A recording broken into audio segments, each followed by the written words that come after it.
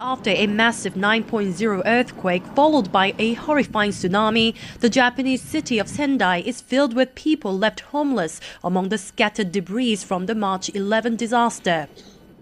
As you can see here, this entire place turned into a junkyard.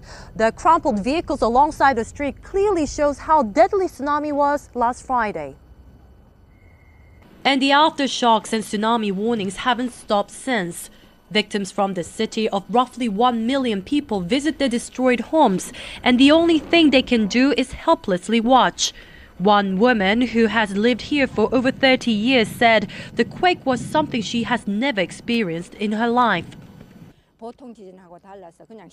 This earthquake was different from the ones before. I ran outside with my shoes on when the ground shook, and I could see the ground splitting before my very eyes. When I evacuated to a nearby park, the entire ground was trembling so hard that I couldn't stand still.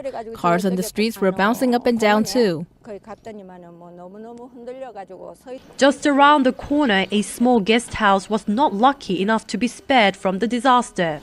As neighbors try to help the guest house proprietor clean up, one woman tries to cheer them up but can't hold back the tears as she recalls what took place last Friday afternoon.